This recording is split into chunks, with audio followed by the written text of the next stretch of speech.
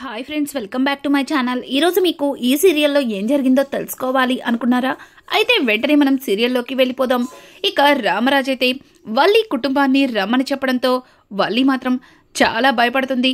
ఇక వల్లి అయితే తన మనసులో రేపు కదా మా అమ్మ వాళ్ళు వచ్చేది వాళ్ళతో మావయ్య గారు ఏం మాట్లాడతారో రేపు ఆలోచిద్దాం. కానీ ఈరోజు ఎలా అయినా సరే ఆ నర్మదా ఎక్కెక్కి వాళ్ళ పుట్టింటికి ఏడ్చుకుంటూ వెళ్ళేలా చేస్తాను అని చెప్పి ఇక వల్లి అయితే తన మనసులో అనుకుంటూ కావాలని రామరాజుని రెచ్చగొడుతుంది. ఇక రామరాజు కూడా వల్లి చెప్పిన మాటలకి సాగర్ని నిలదీస్తూ ఉంటాడు. ఎరా, నిన్న ఆయన మాట్లాడిన దానిలో ఎంతవరకు నిజముంది, ఎంతవరకు అబద్ధముంది అని అంటుంటే ఇక సాగర్ అయితే నాన్న, అదేంటి నాన్న అలా మాట్లాడుతున్నారు? వదిన మాట్లాడేది నిజం కాదు. నేనెందుకు వాళ్ళింటికి ఇల్లరికం వెళ్తాను? ఆయన నర్మదిక్కడ ఎందుకు ఇబ్బంది పడుతుంది అని అంటూ ఉంటే ఇక రామరాజు, ఏమా మీ నాన్నగారే కదా నిన్న నా కూతురు మీ ఇంట్లో చాలా ఇబ్బంది పడుతుంది అని చెప్పారు. ఇక్కడ నిన్ను మేమందరం బాగానే చూసుకుంటున్నాం కదా, ఎందుకమ్మా, ఎందుకు మీ నాన్నగారికి అలా చెప్పావు అని అంటూ ఉంటే ఇక నర్మద అయితే అయ్యో మావయ్య గారు, మీరు తప్పుగా అపార్థం చేసుకున్నారు, అలా ఏం కాదు అని అంటుంటే ఇంకా ఏం కాదు నర్మదా, అంత క్లియర్గా మీ నాన్నగారు. ఇక వల్లి అయితే చూడు, 2 చేతులు కలిస్తేనే చప్పట్లు, ఒక్క చేత్తో ఎవరు కూడా చప్పట్లు కొట్టలేరు. నువ్వేం చెప్పకపోతే మీ నాన్నగారెందుకు అలా మాట్లాడతారు? అయినా ఇక్కడ నిన్ను అందరూ కూడా నెత్తిన పెట్టుకుని చూసుకుంటున్నారు. పైగా మావయ్య గారు ఏ రోజు కూడా నిన్ను ఒక కోడలిగా చూడలేదు, కూతురులాగే చూశారు అని అంటుంటే ఇక నర్మద చాలా కోపంగా, అక్క, నువ్వనవసరంగా మావయ్య గారి మనసులో లేనిపోని అనుమానాలు మొదలయ్యేలా చేస్తున్నావు. చూడు, నువ్వు ఇక్కడ కావాలని ఇంత పెద్ద గొడవని చేస్తున్నావు అని అంటుంటే అమ్మో చూసారా మావయ్య గారు, నర్మద ఎట్టా మాట్లాడుతుందో, మీ బాధని చూడలేక మీ బాధని కాస్త తగ్గించడానికి ఏదో మీకు నచ్చ చెప్పాలని నేను చెప్తుంటే నర్మద చూడండి ఎట్టా మాట్లాడుతుందో అని చెప్పి ఇక వల్లి అయితే రామరాజుతో మాట్లాడుతూ ఉంటే రామరాజు, చూడమ్మా నర్మదా, వల్లి నాకు నీ గురించి తప్పుగా చెప్పట్లేదు, అక్కడ జరిగిందే చెప్తుంది. అలాగే ఉమ్మడిగా ఉన్న నా కుటుంబం ఎక్కడ ముక్కలైపోతుందనని ఇంటి పెద్ద కొడలిగా తను చాలా బాధపడుతుంది. చూడు సాగర్, నువ్వు నీ మనసులో ఏదైనా ఉంటే ఇప్పుడే చెప్పు అని అంటుంటే అయ్యో నాన్న, అట్లాంటిదేదీ లేదు, మీరు అనవసరంగా ఎక్కువగా ఆలోచిస్తున్నారు అని అంటుంటే ఇక వేదవతి రామరాజు దగ్గరకు వచ్చి, ఏవండి చెప్తున్నారు కదా అట్లాంటిదేదీ లేదని, ఆయన ఏ తండ్రైనా తన కూతురు అత్తవారింట్లో సంతోషంగా ఉండాలని, సంతోషంగా ఉంటుందని ఎందుకు అనుకుంటారండి? చూడండి, పెళ్ళయి ఎన్ని సంవత్సరాలైంది, కానీ మా అక్క అలాగే మా అన్నయ్య అందరూ కూడా ఆ ఇంట్లో నీకు ఎందుకు ఇబ్బందులు, వాడితో ఎందుకు ఉండడం, మన ఇంటికి వచ్చి అని ఎన్నోసార్లు నన్ను పిలిచారు.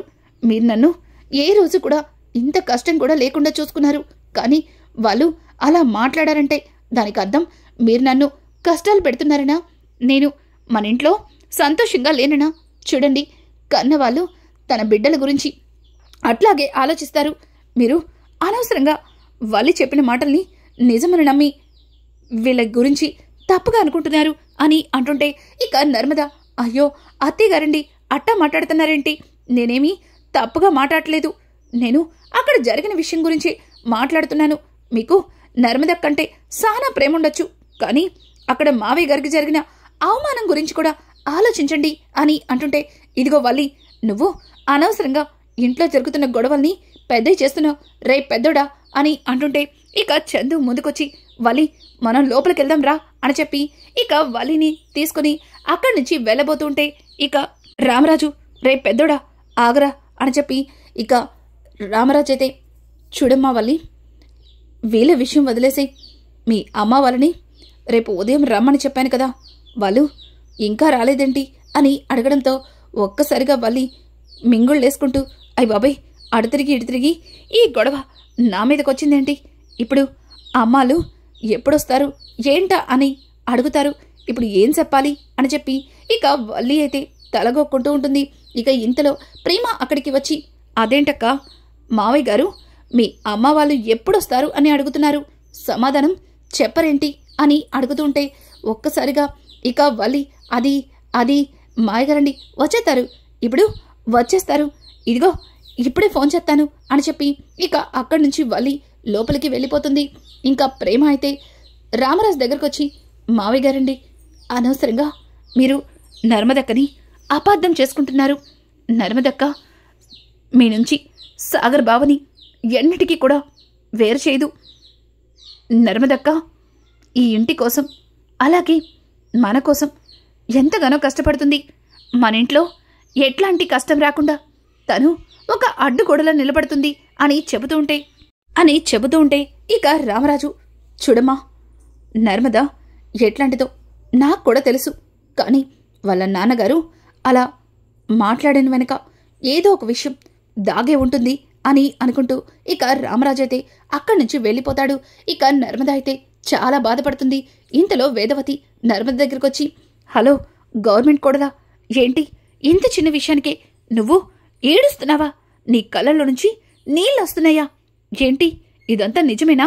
హలో గవర్నమెంట్ కోడలా అని చెప్పి ఇక వేదవతి అయితే నర్మదని నవ్వించడానికి ప్రయత్నిస్తుంది. కానీ నర్మద మాత్రం చాలా బాధపడుతుంది. ఇక సాగర్ అయితే సారీ నర్మద, ఇదంతా నా వల్లే జరిగింది.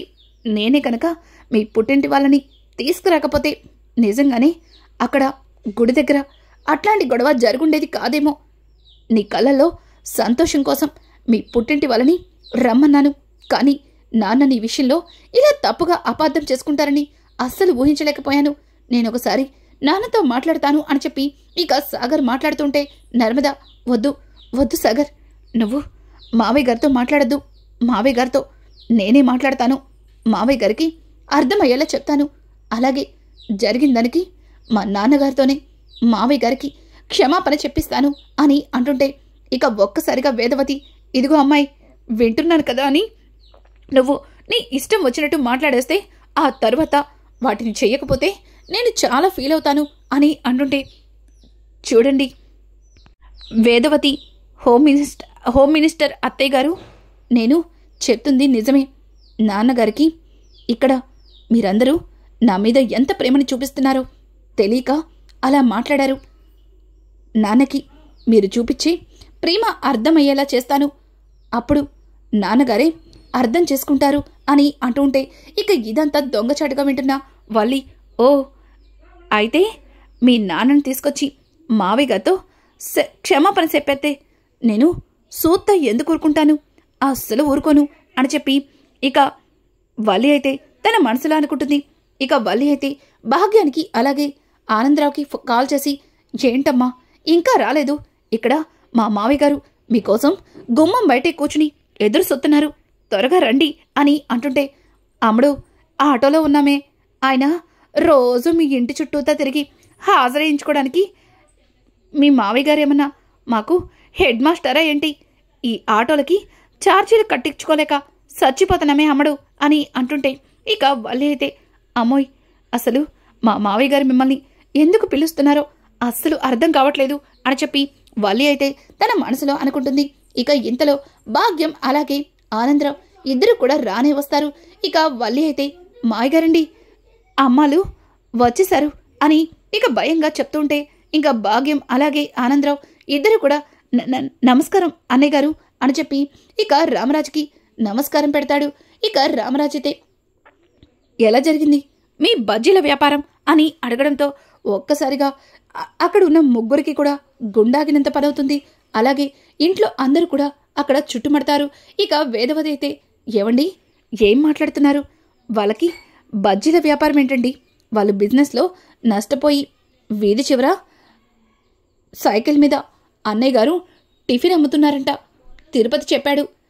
వినగానే చాలా బాధనిపించింది అని, పైగా మీరేమో ఇలా పిలిచి బజ్జీల వ్యాపారం అంటూ వాళ్ళని వెటకారం చేస్తున్నారేంటండి అని అంటుంటే, నువ్వాగు బుజ్జమ్మా అని అనుకుంటూ, ఏంటి మాట్లాడరే, ఎలా ఉంది మీ బజ్జీల బిజినెస్ అని అడగడంతో ఒక్కసారిగా ఆనందరావు, భాగ్యం, నాకు ఇక్కడికిక్కడే గుండాకిపోయేటట్టుందే. నాకు రామరాజు గారు సోతుంటే చాలా భయంగా ఉందే. నాకెందుకో మనం రాంగ్ టైంలో వచ్చామని అనిపిస్తుందే. ఇక్కడి నుంచి లగెత్తితే మంచిదనిపిస్తుంది అని చెప్పి ఇక ఆనందరావు అయితే భయపడుతూ భాగ్యం చెవులు కొరుకుతూ ఉంటాడు. ఇక భాగ్యం అయితే అబ్బబ్బా మీరు ఆగండి అని చెప్పి ఇక భాగ్యం అయితే చూడండి అన్నయ్య గారు, ఆస్తులన్నీ పోయాయి. మేము న్యాయంగా బ్రతికే వాళ్ళం, ఎవరి కడుపు కొట్టిన వాళ్ళం కాదు, ఎవరికి కనీసం చిన్న అబద్ధం కూడా ఆడని వాళ్ళం. న్యాయంగా బతకాలని ఏదో కష్టపడి పనిచేసుకుంటున్నాం అని చెప్పి ఇక భాగ్యం మాట్లాడుతూ ఉంటే భాగ్యం మాటలకి ఇక రామరాజు అయితే చూడండి, మీలో కనిపిస్తున్న నిజాయితీని చూస్తుంటే నిజంగా నాకు చాలా అంటే చాలా సంతోషంగా ఉంది. మీలాంటి కుటుంబంతో బియ్యం అందుకున్నందుకు నిజంగానే నాకు ఆనందంగా ఉంది. మీకు ఆస్తి లేకపోయినా మీ నీతి నిజాయితీ చూస్తుంటే మిమ్మల్ని ముచ్చటేస్తుంది. అందుకే ఈ రోజు నుంచి మీరు మా మిల్లులో పనిచేయాలి అని చెప్పడంతో ఒక్కసారిగా భాగ్యానికి దిమ్మ తిరిగినంత పనవుతుంది. ఎందుకంటే మిల్లులో పనంటే వాళ్ళకేదీ చేత కాదు. పైగా వాళ్ళు మిల్లులో పని చేస్తుంటే ఎక్కడ రామరాజు దగ్గర పని చేస్తూ వాళ్ళు దొరికిపోతారేమో అని అదొక భయం. ఇక వాళ్ళు అయితే అయ్య బాబాయ్ మావయ్య గారేంటి ఎంత పెద్ద బాంబేశారు, మిల్లులో పనంటే మాటలు కాదు, పైగా అక్కడే ఉంటే మా బండారం మొత్తం బయటడిపోతుంది అని చెప్పి వాళ్ళు అనుకుంటూ రామరాజు దగ్గరకు వచ్చి అయ్యో మావయ్య గారండి మిల్లులో పని అంటున్నారు, అమ్మ నాన్న వాళ్ళకి మిల్లులో పనులు అస్సలు చేత కావు, మాది వడ్డీ వ్యాపారం కదా, వడ్డీ వ్యాపారం తప్ప ఏమీ చెయ్యలేను అనుకునే పరిస్థితుల్లో అమ్మకి ఎట్టాగో బాగా వంటలొచ్చు కాబట్టి ఇట్టా టిఫిన్ అని బజ్జీలని వేసుకుంటున్నారు అని అంటుంటే ఇక పక్కన ఉన్న నర్మద అయ్యో అక్క అలా మాట్లాడతావేంటి, వడ్డీ వ్యాపారం చేసిన వాళ్ళకి అన్ని బిజినెస్లు తెలిసే ఉంటాయి. ఎందుకంటే మీ నాన్నగారు అచ్చం హోటల్ నడిపే వాళ్ళకి ఇడ్లీలు బజ్జీలు అమ్ముతున్న స్టైల్ చూస్తుంటే అసలు ఆయన వడ్డీ వ్యాపారం చేసినట్టే అనిపించదు. ఆయన ఏ పనైనా ఇట్టే తెలుసుకుంటాను, ఇట్టే చేసేస్తాను అని నాతో కూడా అన్నారు. మావయ్య గారు మీ నాన్నగారికి చాలా మంచి బాధ్యతని అప్పగించారు అని అంటుంటే ఇక అక్కడే ఉన్న తిరుపతిరావు అవునవును బావా, ఈ ఇడ్లీ అన్నయ్యకి చాలా మంచి పనే అప్పగించారు. ఇడ్లీ అన్నయ్య ఈరోజు నుంచి ఇడ్లీలు మానేసి మిల్లులో బియ్యం మూట్ల గురించి ఆలోచించు అని చెప్పి ఇక తిరుపతి అంటూ ఉంటే ఇక వాళ్ళి భాగ్యానికి కళ్ళతో సైగ చేస్తుంది. ఇక భాగ్యమైతే అన్నయ్య గారు మీ మంచి మనసుకి నిజంగా నాకు సానా అంటే సానా సంతోషంగా ఉంది. కానీ మాకు మిల్లులో ఏది చేత కాదే, అందుకని మేము ఇదే చేసుకుంటాం, దయచేసి మమ్మల్ని ఇబ్బంది పెట్టకండి అని అంటుంటే ఇక రామరాజు చూడు చెల్లెమా, నేను మిమ్మల్ని ఇబ్బంది పెట్టాలని ఇక్కడికి రమ్మని పిలవలేదు. మీరు చేసే పని వల్ల మీకే కాకుండా మీతో పాటు మీ అమ్మాయికి కూడా చాలా బాధగా ఉంటుంది. ఒకప్పుడు గొప్పగా బ్రతికిన మీరిద్దరూ అలా రోడ్డు సైడ్ పునుగులు బజ్జీలు వేసుకుంటే మీ అమ్మాయి వాళ్ళి ఎంతలా బాధపడుతుంది. అలాగే మీ ఇంటి అల్లుడిగా నా కొడుకు కూడా బాధపడతాడు. అందుకే మీకు మిల్లుని అప్పగించాలనుకుంటున్నాను అని అంటుంటే ఒక్కసారిగా ఇద్దరు కూడా గాల్లో తేలినంత పనవుతుంది. ఎందుకంటే ఇంతవరకు కూడా మిల్లులో పని మాత్రమే అనుకున్న భాగ్యం అలాగే ఆనందరావు ఒక్కసారిగా మిల్లే వాళ్ళ సొంతమవుతుంది అన్న సంగతి తెలిసి ఇక తెగ సంబరపడిపోతారు. వల్లి మాత్రం చాలా అంటే చాలా భయపడుతుంది. ఈరోజు మిల్లు అప్పగిస్తారు, తర్వాత ఏదైనా తేడా వస్తే ముగ్గురిని కోట గుమ్మానికి వేలాడ తీసినట్టు ఇంటి గుమ్మానికి వేలాడ తీస్తారు అని చెప్పి ఇక వల్లి భయపడుతూ అది మాయగారు అని అంటుంటే భాగ్యం అన్నయ్య గారు మీది చాలా పెద్ద మనసు, విశాలమైన మనసు, మీ మనసుని అర్థం చేసుకోలేక ఇంతవరకు మేము చాలా అంటే చాలా కష్టాలు పడ్డాం, మా కష్టాలకి అర్థం చేసుకుని మీరు ఏకంగా మాకు మిల్లే ఇస్తామంటున్నారు అని అంటుంటే ఇక నర్మద అయ్యో పిన్ని గారు మిల్లుని మీ పేరుకి రాయటం కాదు, మిల్లులో మీరు పని చేయాలి, పైగా అక్కడ ఏ మాత్రం తేడా వచ్చినా మావయ్య గారి గురించి మీకు బాగా తెలుసనుకుంటా, మీరు గతంలో చేసిన మోసాల్లా కాదు అని చెప్పి ఇక నర్మద అయితే కావాలని మాటకి మాట వాళ్ళకి అప్పగిస్తూ ఉంటుంది. ఒక్కసారిగా రామరాజు ఏంటి గతంలో మోసాలు చేశారా, ఏంటా మోసాలు అని అంటుంటే ఇక అక్కడే ఉన్న ప్రేమ అదో పెద్ద కథలే మావి గారు, పెళ్లి కోసం వీళ్ళు చాలా పెద్ద మోసాలు చేశారు అని అంటుంటే ఒక్కసారిగా వల్లి మింగుడేస్తూ చూడు ప్రేమ, నువ్వు ఇప్పుడు జోకులేస్తే ఇక్కడ నవ్వడానికి ఎవరు సిద్ధంగా లేరు. అయినా టైం చూసి జోకులేయాలి గాని ఇట్టా సీరియస్గా మాట్లాడుకున్నప్పుడు కాదమ్మాయి అని చెప్పి ఇక భాగ్యం అలాగే వల్లి ఇద్దరు కూడా ప్రేమని మాట దాటిస్తారు. ఇక ఇంతలో అమూల్య అయితే ఏడ్చుకుంటూ ఇంటికి వస్తుంది. ఒక్కసారిగా అమూల్య ఏడ్చుకుంటూ ఇంటికి రావడం చూసిన రామరాజు, అమ్మా అమూల్య ఏమైంది అని అడుగుతుంటే అది అది నాన్న అని చెప్పి ఇక అమూల్య బోరున ఏడుస్తుంది. ఇంతలో నర్మదా ప్రేమ, అమూల్య ఏమైంది, ఎందుకు ఏడుస్తున్నావు అని అడుగుతుంటే ఇక అమూల్య అయితే బస్టాప్లో తనని కొంతమంది రౌడీలు ఆట పట్టించారు. వాళ్ళ నుంచి నన్ను విశ్వ కాపాడేటన్న సంగతి చెప్పడంతో ఒక్కసారిగా అందరూ కూడా షాక్ అవుతారు. ఇక వేదవతి అయితే, ఏంటి విశ్వక్ నిన్ను కాపాడా, నిజమేనా అని అంటుంటే, అవునమ్మా, విశ్వక్ లేకపోతే ఈరోజు నాకు అందరి ముందు చాలా పెద్ద అవమానం జరిగేది. వాళ్ళు నా ఓనిని లాగేశారు అని చెప్పడంతో ఇక చందు, ఎవరు నా చెల్లెలు ఓని లాగారు, చెప్తాను వాడి పని అని అనుకుంటూ చొక్కా పైకేసుకొని వెళ్ళబోతుంటే ఇక అమూల్య అయితే, అన్నయ్య నువ్వు వెళ్ళినా వాళ్ళక్కడ లేరు, వాళ్ళందరినీ విశ్వక్ చిదుగబాదాడు, పైగా వాళ్ళని తన మనుషులతో హాస్పిటల్కి కూడా పంపించాడు. వాళ్ళని కొట్టి తర్వాత తను బాధపడ్డాడు. కానీ వాళ్ళు చేసిన తప్పకి అట్లాంటి శిక్షే పడాలని అన్నాడు. నిజంగా విశ్వక్ వాళ్ళలా కాదు అని చెప్పి ఇక విశ్వక్ గురించి అమూల్య కాస్త మంచిగా చెప్పడంతో ఒక్కసారిగా రామరాజు అమూల్య అని గట్టిగా అరవడంతో ఇక అమూల్య భయపడుతుంది. ఇంకా వేదవతి అయితే, ఏంటండి అమూల్యని అంతలా భయపెడుతున్నారు, తను చెప్పిన దానిలో తప్పేముంది, తనని విశ్వక్ కాపాడాడు కాబట్టి విశ్వక్ మంచివాడు అని చెప్పింది. అయినా విశ్వక్కేమీ పారేవాడు కాదుగా, మా అన్నయ్య కొడుకే కదా అని అంటుంటే, చూడు బుజ్జమ్మా, వాళ్ళు కావాలని ఇదంతా చేస్తున్నట్టుగా అనిపిస్తుంది అని అంటుంటే ఇక పక్కన ఉన్న ప్రేమ, లేదు మావయ్య, విశ్వక్ అట్లాంటి వాడు కాదు, మా అన్నయ్య చాలా మంచివాడు అని అంటుంటే ఇక వల్లి కూడా, అవును మాయ గారు, ఆ విశ్వక్కు సానా అంటే సానా మంచోడు. ఒకసారి నేను కూడా మార్కెట్లో ఎవరితోనో గొడవ పడుతుంటే అతనే వచ్చి వాళ్ళకి నచ్చచెప్పి పంపించాడు. అందులో తప్పు నాది లేదని నన్నే సపోర్ట్ చేశాడు. నిజంగా అట్లాంటి అబ్బాయి ఆ ఇంట్లో కొడుగ్గా పుట్టడం వాళ్ళ అదృష్టం అని చెప్పి ఇక వల్లి అయితే విశ్వ గురించి మంచిగా చెప్తుంటే ఒక్కసారిగా ప్రేమ అలాగే నర్మద ఒకరినొకరు చూసుకుంటారు.